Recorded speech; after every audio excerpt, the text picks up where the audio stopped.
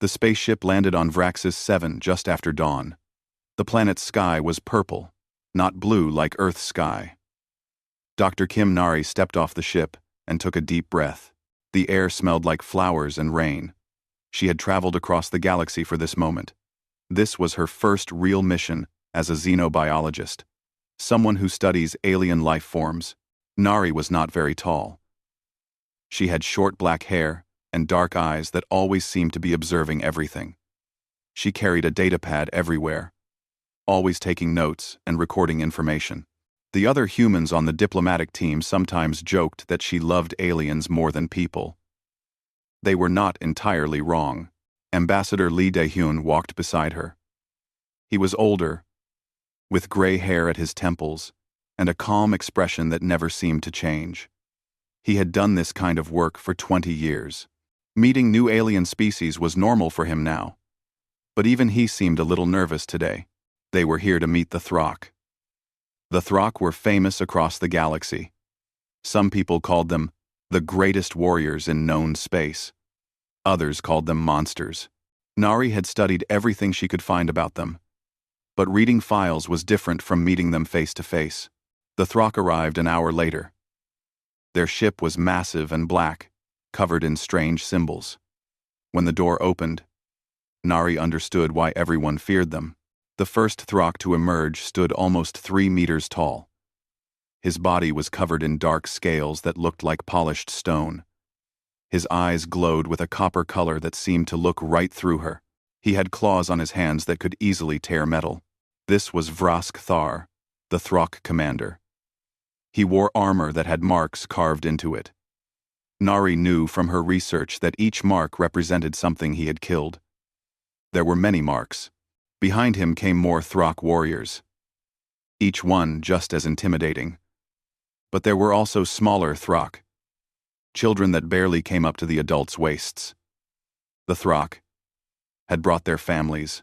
Ambassador Lee had explained this to the team. The Throck, bringing their children, was a sign of trust. In their culture, you only brought your young ones to places where you felt safe. It had taken months of careful communication to convince them to do this. The first meeting happened in a large tent that had been set up between the two camps. The humans sat on one side. The Throck sat on the other. The size difference was almost funny. Even sitting down, the Throck looked down at the humans. Nari sat quietly in the back, observing and taking notes. WithoThought spoke first. His voice was deep and rough like grinding stones. The translator device turned his words into something the humans could understand. He talked about territory and honor and strength. These were the things that mattered to the Throck. They respected power and fighting ability. They did not understand weakness. Ambassador Lee responded carefully. He talked about cooperation and mutual benefit. He explained that humans wanted to trade and share knowledge. The Throck listened, but did not seem impressed. To them, humans looked weak. Soft skin, small bodies, no natural weapons. What could such creatures offer to warriors? The meetings continued for 3 days. Progress was slow. The Throck did not trust easily, and the humans were careful not to offend them. During breaks, Nari watched the Throck children. The Throck called them spawnlings. They played rough games that would have injured human children. They wrestled and chased each other, their small claws leaving scratches on the ground. One spawnling caught Nari's attention. It was smaller than the others and its scales had a blue tint instead of the normal green. It moved more slowly and seemed clumsy. The other spawnlings sometimes knocked it over during their games. But it always got back up and tried again. Nari asked one of the Throck guards about it during a break. The guard, whose name sounded like Kresh when translated, looked at the small spawnling and made a sound like a sigh. "That is Ripple," Kresh said. WithoThought's youngest, born weak. Different. In the old times, it would not have survived. The guard's voice held no emotion, just stating a fact. But the commander keeps it alive. Some say this makes him soft. Nari felt a flash of anger but kept it off her face. She had read about this in Throck culture. They valued strength above everything. Those born weak were often abandoned. But something was changing in their society. Some Throck were starting to question the old ways. On the third day, Ambassador Lee suggested a cultural exchange. Both species would share something from their world by the river that ran through the neutral ground. The Throck would demonstrate their traditional hunting calls. The humans would play music from Earth. It was meant to help both sides see each other as more than just potential enemies or allies. It was meant to make them see each other as people. The Throck agreed. Vraskthar said it was acceptable. Plans were made for the next day. That evening, Nari walked down to the river alone. The water was beautiful in the purple sunset. It moved fast, rushing over rocks and creating white foam. Engineer Park Jin-woo had warned everyone that the current was stronger than it looked. He had put up markers, showing where it was safe to stand. Nari sat on the bank and watched the water. She thought about the spawnling called Ripple. She thought about how hard it must be to grow up in a culture that saw you as weak. She knew something about that. Growing up, she had been small and quiet. Other children had ignored her or made fun of her. She had found comfort in books and learning about animals. Eventually, she had found her strength in understanding life, not in physical power. The next morning, both delegations gathered by the river. The Throck stood on one side, their scales gleaming in the sunlight. The humans stood on the other, looking small and fragile in comparison. The spawnlings played near the water's edge, supervised by adult warriors. Lieutenant Cho Minho set up the portable speakers for the human music. Technician Han Sora checked the recording equipment. Everyone was relaxed. This was supposed to be the easy part of the mission, a chance to step back from the difficult negotiations. Nari stood with her datapad, recording observations about Throck family dynamics. She noticed how the adults constantly watched their young ones. Despite their fierce reputation, the Throck were protective parents. She watched Ripple staying close to Vraskthar. The small spawnling seemed fascinated by the river. It kept moving closer to the water, looking at the rushing current with curious, copper eyes. The Throck began their demonstration first. The adults stood in a line and began to call. The sounds were incredible, deep, and resonating. They echoed across the valley. It was like music, but also like something primal and ancient. The sounds spoke of hunting under alien moons, of chasing prey across rocky plains, of the joy of the kill. The humans listened in awe. Even knowing these were people, civilized beings with spaceships and technology, the calls reminded everyone what the Throck truly were at their core. Predators. Apex predators who had clawed their way to the top of their world's food chain. The demonstration ended. The Throck stood proudly, waiting to see what the humans would share. Lieutenant Cho started the music player. Soft piano music began to play, a piece by a Korean composer from centuries ago.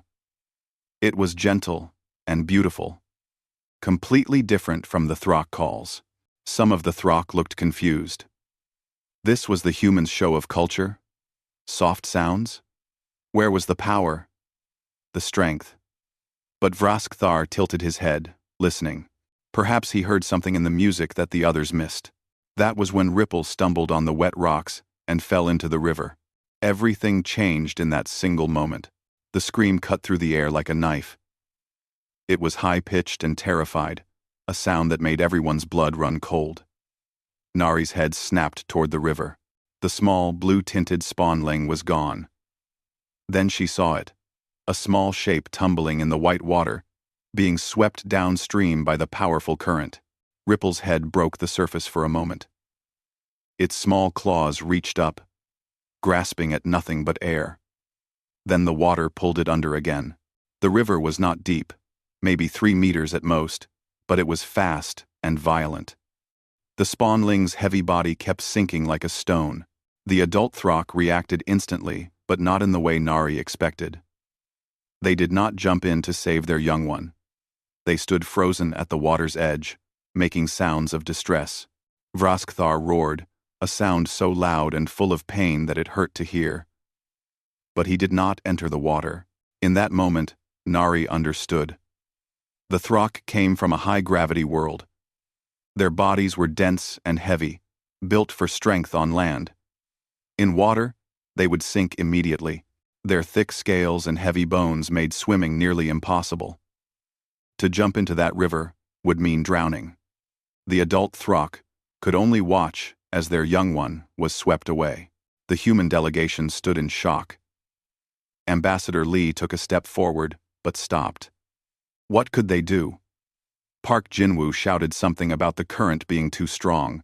The words seemed to come from very far away. Nari did not think. Her body moved before her mind caught up. She dropped her datapad and ran toward the river. She heard Ambassador Lee shout her name. She heard other voices yelling for her to stop, but the sounds did not register in her brain. All she could see was the small spawnling going under the water again. Her feet hit the riverbank. She did not slow down. She dove into the water in a clean arc, the way she had learned as a child growing up near the ocean in Busan. The cold hit her like a physical blow. The river water was much colder than it looked. For a second, the shock almost made her gasp and breathe in water. The current grabbed her immediately. It was stronger than any ocean current she had ever experienced. The water pulled her downstream, tumbling her over and over. She could not tell which way was up. Her shoulder hit a rock under the water, sending pain shooting through her body. But she forced herself to stay calm. Panic would kill her faster than the river. She broke the surface and gasped for air. Her eyes searched frantically for Ripple. There, about 20 meters ahead, she saw the spawnling's blue-tinted scales. It was struggling weakly, its strength fading fast. Nari angled her body with the current instead of fighting against it. She used the water's power to move faster, swimming with strong strokes. On the riverbank, chaos had erupted. The Throck were making sounds Nari had never heard before, sounds of grief and anguish. They paced along the bank, their powerful bodies useless against this threat. Vraskthar ran downstream, trying to keep up with the current. But even his incredible speed could not match the river's flow. The human team was shouting. Ambassador Lee was on his communication device, calling for help. But everyone knew help would arrive too late. Park Jinwoo started running along the bank, looking for a place where the river slowed down or became shallow. Lieutenant Cho followed him. But the riverbank was rocky and difficult to run on. In the water, Nari was gaining on Ripple. The spawnling went under again. Nari took a deep breath and dove. The water was murky with silt, making it hard to see. Her hand touched something scaly. She grabbed it. It was Ripple's tail. The spawnling thrashed violently, its survival instinct making it fight against her grip. Nari pulled the spawnling toward her and wrapped her arm around its body. It was heavier than she expected, much heavier than a human child of the same size. The weight pulled her down. She kicked hard, fighting to reach the surface. Her lungs were burning. She needed air. They broke the surface together. Nari gasped and choked on water. Ripple was making weak chirping sounds. Its copper eyes were wide with terror. In its panic, the spawnling's claws raked across Nari's shoulder and arm. The claws were sharp and cut through her uniform and into her skin. Blood mixed with the river water. The pain was intense, but Nari did not let go. She could not let go. She held the spawnling against her chest with one arm and tried to swim toward the bank with the other. It was almost impossible.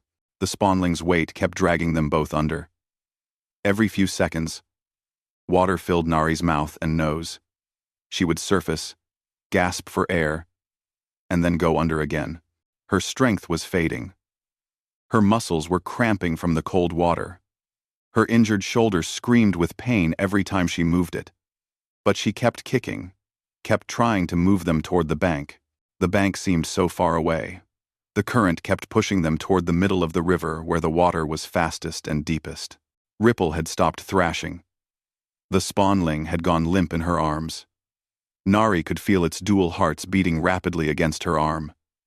Or maybe that was her own heart. She could not tell anymore. Everything was cold and painful and confusing. Her foot hit something solid. A rock. The impact sent pain shooting up her leg, but it also gave her something to push against. She used the rock to change direction slightly, angling more sharply toward the bank. She saw a fallen tree extending into the water ahead. If she could reach it, they might have a chance. She kicked with everything she had left. Her free hand reached out. The tree branches were just a meter away. Half a meter. Her fingers touched the rough bark. She grabbed onto a branch. It bent under their combined weight but held. The current tried to pull them away, but Nari wrapped her arm around the branch and held on. Lieutenant Cho appeared on the bank above her. He had somehow gotten ahead of them. He waded into the shallower water near the fallen tree and reached down. His hands grabbed Ripple. Together, he and Nari pulled the spawnling toward the shore. The weight became lighter as they got into shallower water. They dragged Ripple onto the muddy bank. The spawnling was not moving. Its eyes were closed. Water streamed from its mouth and from the breathing holes along its ribcage.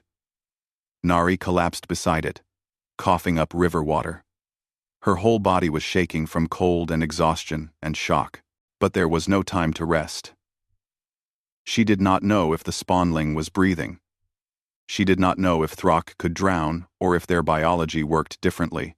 All she knew was that Ripple was lying still, and that was bad. Vraskthar reached them, his massive form appearing like a shadow. Other Throck warriors were right behind him. They surrounded the small spawnling, making sounds of distress. Vraskthar dropped to his knees, his huge hands hovering over Ripple but not touching, as if he was afraid his strength might hurt the fragile body. Nari pushed herself up on shaking arms. She had to help. She had to do something. She moved to Ripple's side and placed her hands on the spawnling's chest. She remembered the anatomy files she had studied. Throck had breathing spiracles along their ribs. Their lungs were denser than human lungs, but worked on similar principles. She pressed down on Ripple's chest, trying to force the water out. Once, twice, 3 times. The spawnling did not respond. Nari pressed harder, ignoring the pain in her injured shoulder. Blood from her cuts dripped onto the spawnling's scales. Around her, the world seemed to hold its breath. The Throck stood silent. The humans watched from a distance. Even the river seemed to quiet. Everything waited to see if the small spawnling would breathe again. Nari pressed on Ripple's chest again. Her hands were shaking so badly she could barely control them. The spawnling's scales felt cold under her palms, colder than they should be. She counted in her head. Press and release. Press and release. She had no idea if she was doing this right. Throck anatomy was different from humans. But doing something felt better than doing nothing. Water trickled from Ripple's mouth, but the spawnling still did not move. Nari felt panic rising in her chest. What if she was too late? What if the spawnling had been underwater too long? She pushed harder, putting her full weight into the compressions. Her injured shoulder protested with sharp pain, but she ignored it. Then Ripple's body convulsed. The spawnling jerked violently, and water erupted from its mouth in spiracles.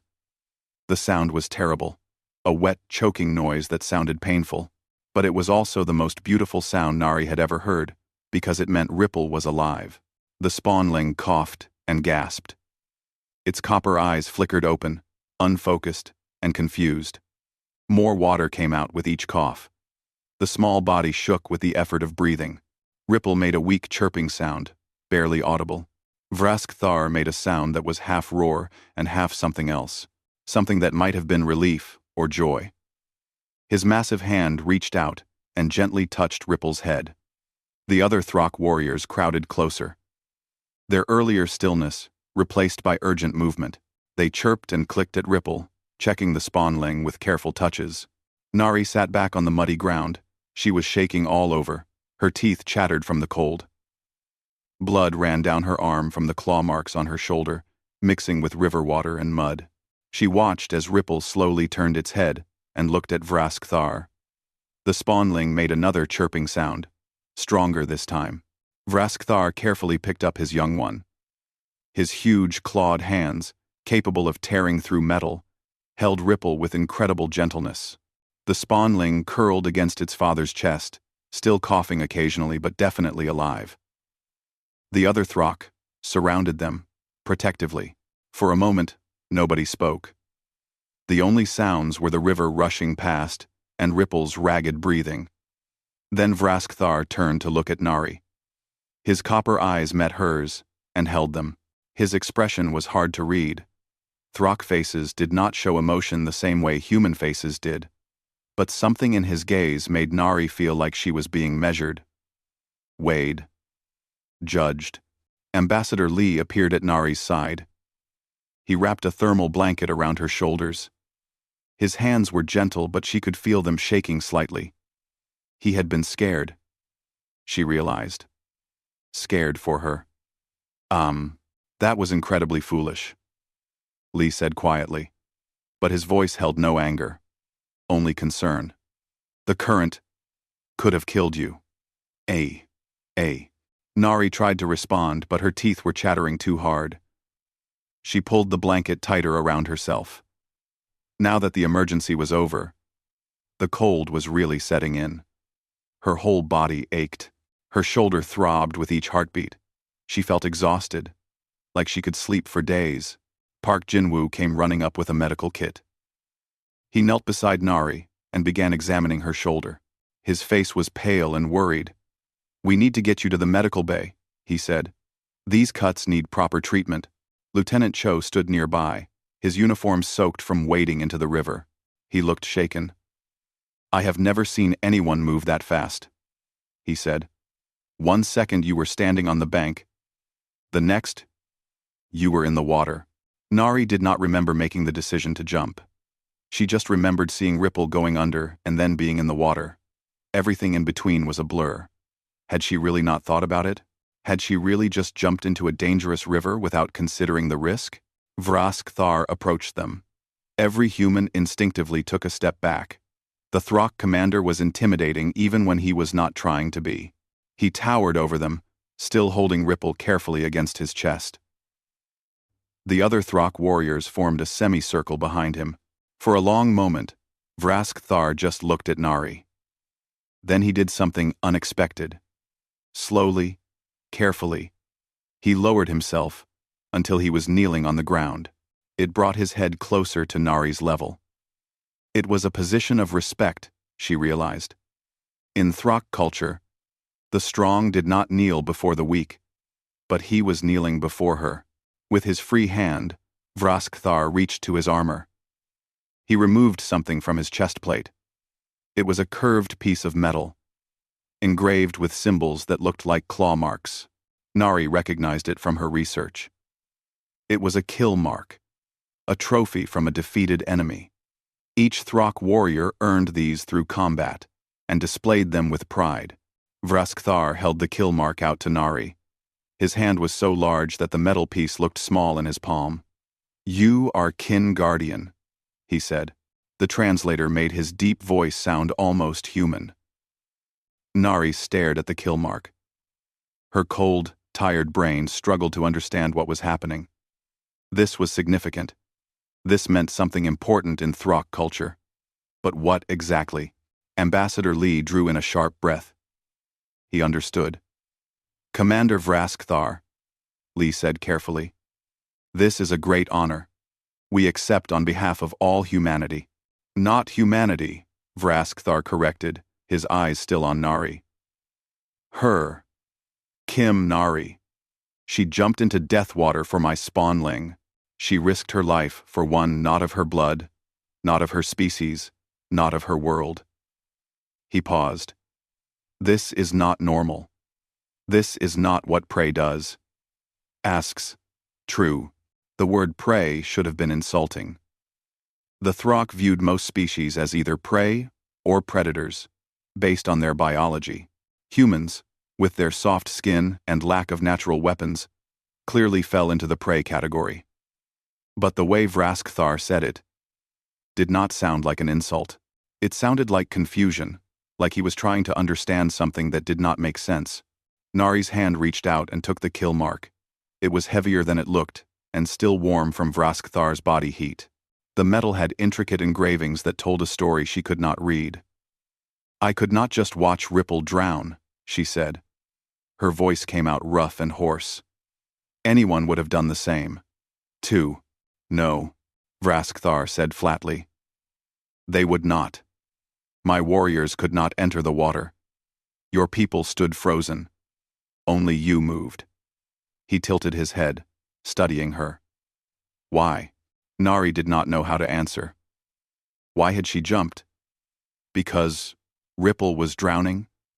Because the spawnling was just a child? Because standing there and doing nothing felt wrong?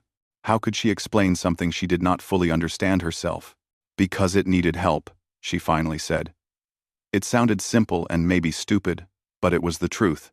Vrask'Thar made a sound that the translator could not interpret. It might have been a laugh or a growl or something else entirely. "You are strange, Kim Nari. Weak body but strong spirit. Prey that acts like predator." He stood up, still holding Ripple. "The Throck honor debts. You saved spawnling life. This creates bond stronger than any treaty." The other Throck warriors began clicking and chirping among themselves. It sounded like agreement. Some of them looked at Nari with what might have been respect. Others looked confused, like they were seeing something that challenged everything they thought they knew. Park Jinwoo finished bandaging Nari's shoulder. "You need antibiotics," he said. "And probably stitches. And definitely rest." He helped her stand up. Her legs felt weak and shaky. "Can you walk?" "I think so," Nari said. She took a step and nearly fell. Lieutenant Cho caught her arm and steadied her. "I will carry her," Vrask'Thar said suddenly. Before anyone could respond, he handed Ripple to another Throck warrior and reached for Nari. His huge hands lifted her as easily as she might lift a small child. He cradled her against his armored chest, careful not to hurt her injured shoulder. Ambassador Lee looked like he wanted to object, but did not know how to politely tell an alien warrior commander to put his team member down. Nari was too tired to care. Vrask'Thar was warm and his armor, while hard, was not uncomfortable. She closed her eyes and let herself be carried toward the human camp. As they walked, she heard Vrask'Thar speaking quietly, more to himself than to her. "You jumped into death water, without thinking, without hesitation, for my spawnling." There was wonder in his voice. "What manner of species are you?" "Humans." Nari did not have an answer. She just knew that she would do it again, if she had to. The human medical bay was not designed for 3-meter-tall alien warriors, but Vrask'Thar somehow fit himself inside anyway. He stood in the corner, while Dr. Yoon Jiwoo examined Nari's injuries. The Throck commander refused to leave until he was certain she would recover. His presence made the small room feel even smaller. Dr. Yoon worked efficiently, cleaning the claw marks on Nari's shoulder and arm. The cuts were deep but clean. "You are lucky," Yoon said as she prepared the stitches. "A few centimeters deeper and these would have hit major blood vessels." She paused. "What were you thinking? Jumping into that river?" "I was not thinking," Nari admitted. That was the truth. There had been no thought, no plan, just movement. "That much is obvious," Yoon said, but her tone was not unkind. She began stitching the wounds with practiced hands. "You also have a dislocated shoulder that somehow popped back into place. 3 cracked ribs and mild hypothermia. You are going to hurt for weeks." Nari watched Yoon work. The pain medication was starting to make everything feel distant and fuzzy. She looked over at Vrask'Thar. The massive warrior was watching her with those copper eyes. "How is Ripple?" she asked. "Alive because of you," Vrask'Thar said simply. "My medical specialist examined the spawnling. Water damage to lungs, but will heal. You performed life-saving correctly despite not knowing our biology." He tilted his head. "How did you know what to do?" "I did not know," Nari said. I guessed. I hoped it would work. This seemed to puzzle Vraskthar even more. You risked your life for uncertain outcome? He made a rumbling sound. Humans are strange. Dr. Yoon finished the stitches and began wrapping Nari's shoulder in proper bandages. You need to rest. No physical activity for at least a week. Those ribs need time to heal. She looked at Vraskthar. She also needs quiet. That means no visitors for at least a few hours. Vraskthar did not move. I will guard while she rests. This is proper. That is really not necessary, Yoon began. But Vraskthar's expression made it clear the matter was not up for discussion. The doctor sighed and left the room, shaking her head. Nari lay back on the medical bed. The pain medication was making her drowsy. You do not have to stay, she said to Vraskthar. I am safe here. You saved my spawnling, Vraskthar said. In my culture, this creates bond. I am honor-bound to ensure your safety until debt is repaid. He settled himself more comfortably in the corner. Sleep. I will watch. Nari wanted to argue, but her eyes were already closing. She drifted off to sleep, with a Throck warrior standing guard over her. She woke several hours later to voices speaking quietly near her bed. It took a moment for her vision to clear. Ambassador Lee was there, talking with Vraskthar. Both of them noticed when she opened her eyes. How do you feel? Lee asked, moving closer to her bedside. Like I got hit by a truck, Nari said. Everything hurt. The pain medication must have worn off. What time is it? Late afternoon, Lee said. You have been asleep for 5 hours. He pulled up a chair and sat down. We need to talk about what happened. Nari tried to sit up, but her ribs protested sharply. She settled for staying flat on her back. Am I in trouble? Trouble? Lee looked surprised. No, quite the opposite. What you did today changed everything. He glanced at Vraskthar. The commander and I have been discussing the treaty negotiations. They are finished, Vraskthar said. The Throck accept full alliance with humanity. All terms favorable to both sides. This is decided. Nari blinked in confusion. But the negotiations were supposed to take months. We had barely started. That was before, Lee explained. Before you jumped into the river. Before you saved Ripple without hesitation. He leaned forward. Do you understand what you did, Nari? In Throck culture, saving a spawnling creates a bond stronger than any contract. You are now considered family to Vraskathar's clan. And through you, by extension, humanity. I just helped a drowning child, Nari said. That is not special. It is to us, Vraskthar said. His deep voice filled the small room. The Throck have encountered many species across the galaxy. We trade with some. We fight with others. But we have never met a species like humans. He moved closer to the bed. You are physically weak. Soft skin. No claws. No scales for protection. By all logic, you should be cautious, careful, always thinking of self-preservation. But we are not, Nari guessed. No, Vraskthar said. You are reckless. You throw yourselves into danger for others. You protect those weaker than you even when it puts you at risk. He made that untranslatable sound again. This confuses us greatly. Prey does not act this way. Prey runs from danger. Prey thinks of survival first. Humans are not prey, Lee said quietly. No, Vraskthar agreed. Humans are something else. Something we have no word for in our language. He looked at Nari. Since the river incident, I have been reading files about human history. Your species runs into burning buildings to save strangers. You jump on explosive devices to protect others. You sacrifice yourselves for those you do not even know. He paused. This is predator thinking, but with prey bodies. It should not work. Yet, you survive. You thrive. Nari absorbed this. She had never thought of humans as special. Every species had its strengths and weaknesses. But maybe Vraskthar was right. Maybe humans did think differently than other species. The door opened and Ripple came in, followed by another Throck warrior. The spawnling looked much better than it had on the riverbank. Its blue-tinted scales had regained their shine. It chirped when it saw Nari and rushed over to the bedside. Vraskthar said something in the Throck language. Ripple chirped back but came closer anyway. The spawnling reached out with one small, clawed hand and very gently touched Nari's bandaged arm. Its copper eyes looked worried. Ripple wanted to see you, Vraskthar explained. To know you are well. The spawnling has been asking since waking. Nari smiled despite the pain in her ribs. Hello, Ripple.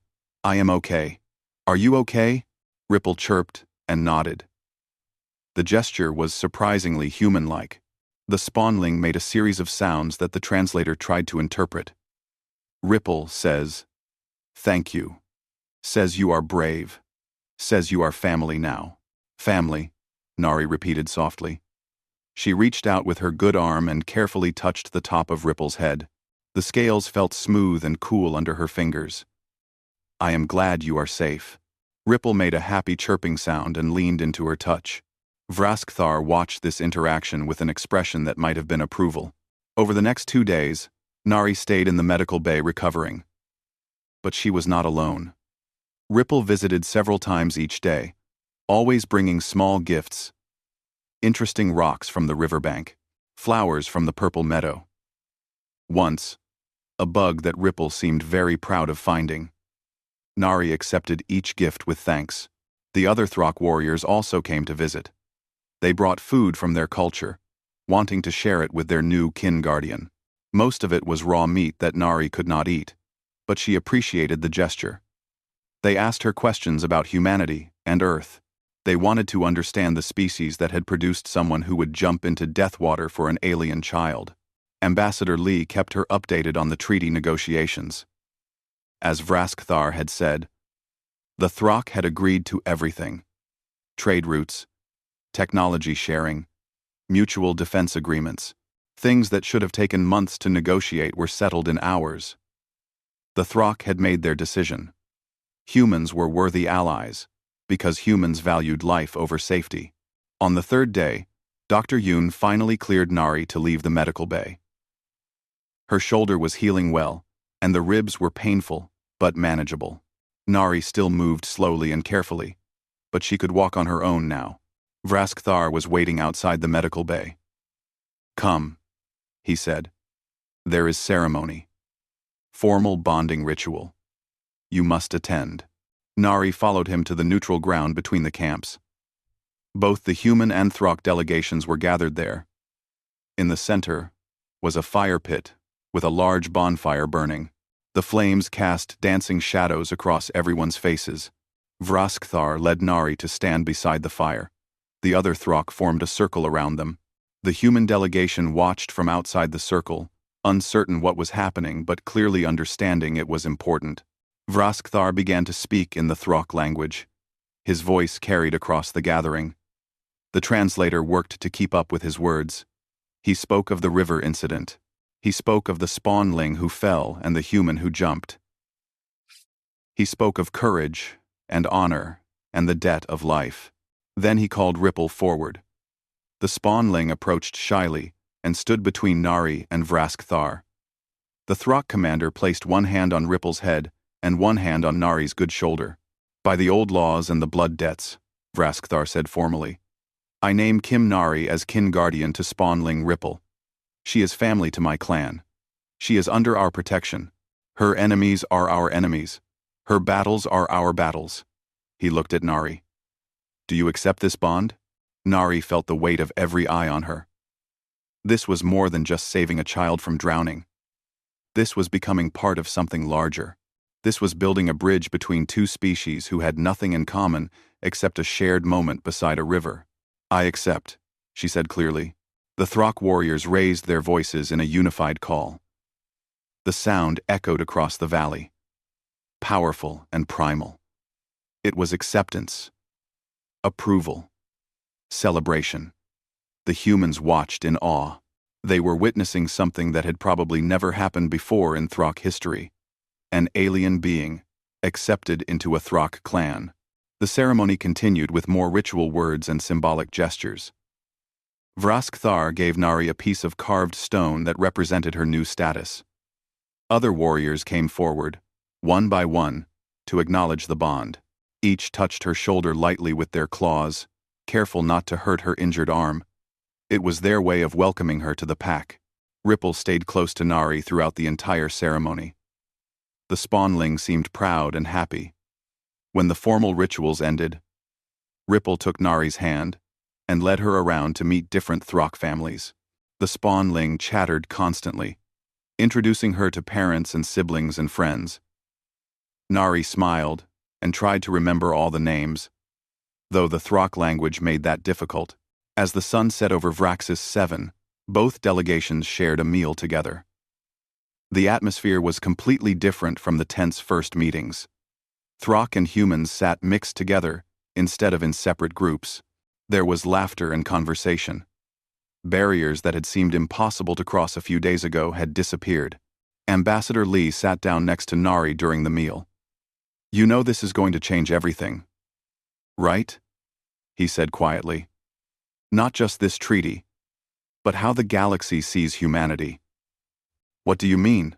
Nari asked. "Word spreads fast in the Galactic Council," Lee explained. "Other species will hear about this, about how a human risked her life for an alien child without thinking twice." He looked at her seriously. "They will want to know if this is normal for humans, or if you are special." Nari thought about that. "I am not special. Anyone would have done the same." "That is exactly what makes it remarkable," Lee said. "You truly believe that. You think jumping into a dangerous river to save someone is just normal behavior." He smiled slightly. "Most species would calculate the risk first. They would consider whether the person was worth saving. They would think about their own survival." "But Ripple was drowning," Nari protested. "There was no time to think." "Exactly," Lee said. "For you, for humans, helping someone in danger is instinct. We do not stop to calculate if it is worth it. We just act." He gestured around at the gathering. "The Throck respect that. They value courage and honor above everything. What you did showed both." Park Jinwoo joined their conversation. "I checked the communication logs. We have already received inquiries from 6 different species wanting to know more about the incident. One of them is requesting human peacekeepers for a disputed border world." "Peacekeepers?" Nari said, surprised. "They want humans specifically because they heard we protect others even at cost to ourselves," Jinwoo explained. "Apparently that makes us good at keeping peace. Who would have thought?" Over the next week, the treaty was finalized and signed. It was the fastest diplomatic agreement in Galactic Council history. The Throck were eager to ally with humanity. They saw something in humans that they had not seen in other species. A combination of weakness and strength that should not exist but did. Before the delegations left Vraxis 7, Vraskthar requested a private meeting with Nari. They walked together along the riverbank where everything had started. The water looked calm and peaceful now, nothing like the violent current that had nearly killed both her and Ripple. "I have been thinking much about your species," Vraskthar said as they walked, "trying to understand what makes humans different." "Did you figure it out?" Nari asked. "Perhaps," Vraskthar said. "I think it is this. Most species see the universe as dangerous. They build walls to protect themselves. They trust only their own kind.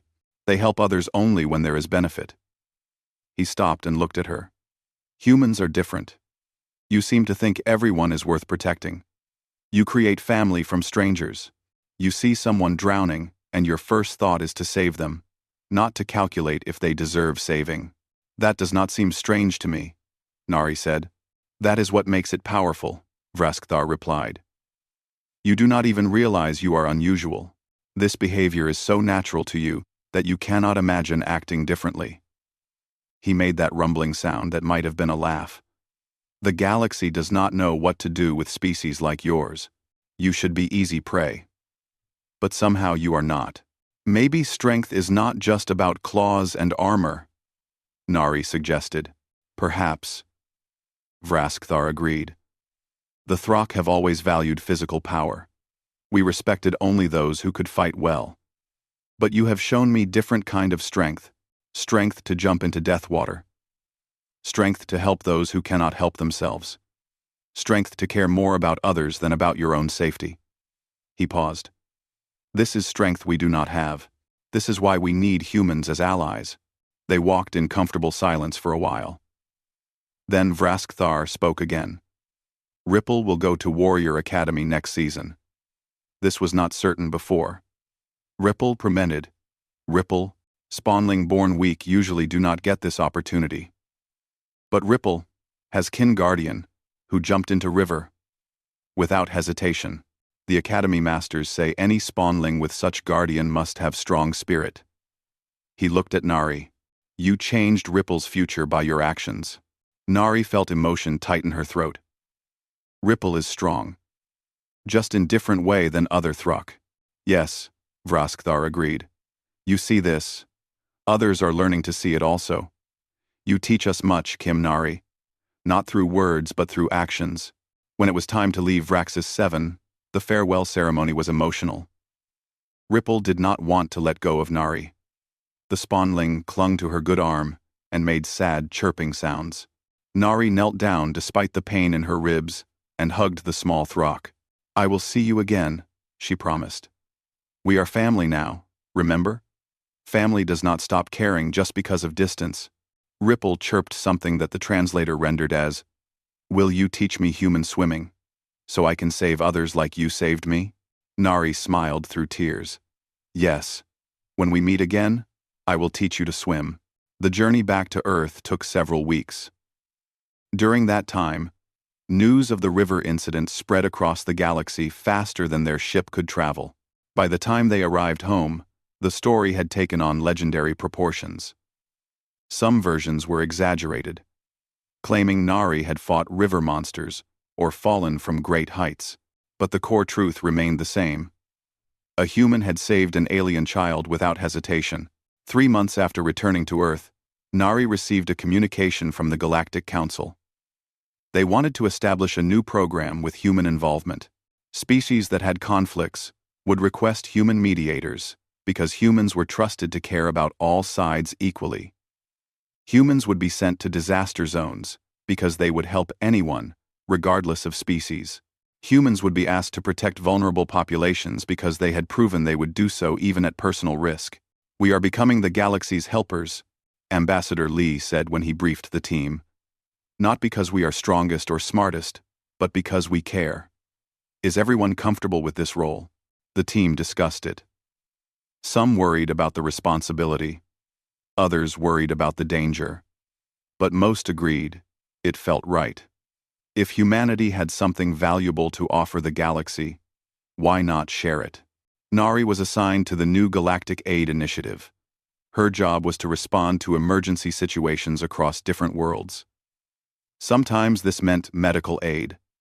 Sometimes it meant rescue operations. Sometimes it meant simply being there to help however she could. 6 months after the river incident, Nari was sent to a mining colony where an accident had trapped workers underground. The workers were from a species called the Vrel, insect-like beings who were terrified of enclosed spaces. The situation was complicated because the tunnel was unstable and might collapse further. Nari went down into the dark tunnel without hesitation. She talked to the trapped Vrel calmly, keeping them focused while engineers worked to clear the collapse. She stayed with them for 12 hours until everyone was safely out. The Vrel colony leader asked why she had risked the danger. Because you needed help, Nari answered. It was the same answer she had given Vraskthar by the river. Reports of human helpers spread. More species requested human assistance. Some wanted humans for peacekeeping. Others wanted humans for rescue operations. Others wanted humans simply as friends, because they had heard humans were loyal and caring. A year after the river incident, the Galactic Council officially recognized humans as a protected species. This was unusual because protected status was normally only given to endangered species or those unable to defend themselves. But the Council declared that humans served such a vital role in galactic society that losing them would harm everyone. We have become valuable, not through strength, but through compassion, Ambassador Lee explained to the Earth government. The galaxy has plenty of warriors and traders and scientists. But apparently, it was lacking in species willing to jump into rivers for strangers. Nari continued her work with the Galactic Aid Initiative. She went to worlds in crisis and helped however she could. Sometimes her actions seemed small. Sometimes they seemed to make no difference. But she kept doing it because it was right. 2 years after the river incident, Ripple graduated from Warrior Academy. The spawnling, now a young warrior, had grown to nearly 2 meters tall, with scales that had turned a deep blue color. Ripple sent a message to Nari with the graduation announcement. Nari traveled to the Throck homeworld for the ceremony. It was the first time she had been back since Vraxis 7. Vraskthar met her at the spaceport. As imposing as ever, but now familiar. My spawnling has done well, Vraskthar said with obvious pride. Top marks in strategy. The Academy instructors say Ripple thinks differently than other Throck. Finds creative solutions. Protects squad members, instead of seeking individual glory. He looked at Nari. This is your influence. At the graduation, Ripple stood with other young warriors receiving their ceremonial armor. When it was Ripple's turn, the spawnling requested that Nari present the armor instead of the traditional clan elder. This was unusual, but permitted because Nari was official kin guardian. As Nari helped Ripple into the armor, she thought about that day by the river. How she had jumped in without thinking. How she had just tried to help. How such a simple action had led to all of this. Thank you, Ripple said quietly, in better human language than before. For saving me. For teaching me that strength comes in many forms. For showing me that protecting others is greatest honor. You are going to be a great warrior, Nari said. I hope to be great helper, Ripple corrected. Like you. I want to save those who cannot save themselves. This is what you taught me. The ceremony ended with celebration. Throck and a handful of humans gathered together, now comfortable with each other. Nari watched as species who had once seemed completely incompatible now shared food and stories, all because of one moment of instinct beside a river. Later, Vraskthar found Nari alone on a balcony overlooking the Throck city. About who deserves protection. About what makes someone family. He paused. The galaxy is changing. Because of humans. Because you jump into rivers. Because you help without asking for payment. Because you make family of strangers. We are just doing what feels right, Nari said. Yes, Vraskthar agreed. And that is exactly why Galaxy needs you. Nari looked out at the alien city with its strange architecture and purple sky. She thought about all the worlds she had helped. All the people she had met. She thought about how one moment of compassion by a river had somehow grown into something so much larger. She thought about humanity and what made them special. Not strength, or intelligence, or technology. Just the simple inability to walk away from someone who needed help. The instinct to leap into rivers without thinking. The need to protect others even at personal cost. Maybe that was enough. Maybe that was everything. Somewhere in the city below, young Throck warriors celebrated with their families. Among them was Ripple. Alive and strong and ready to help others. All because one human woman had seen someone drowning and jumped in without a second thought. And across the galaxy, in countless star systems, other humans were doing the same. Jumping into their own rivers, metaphorical or real, whenever someone needed help. That was humanity's gift to the universe. Not weapons or wisdom, but simply the willingness to care. It turned out that was the most powerful thing of all.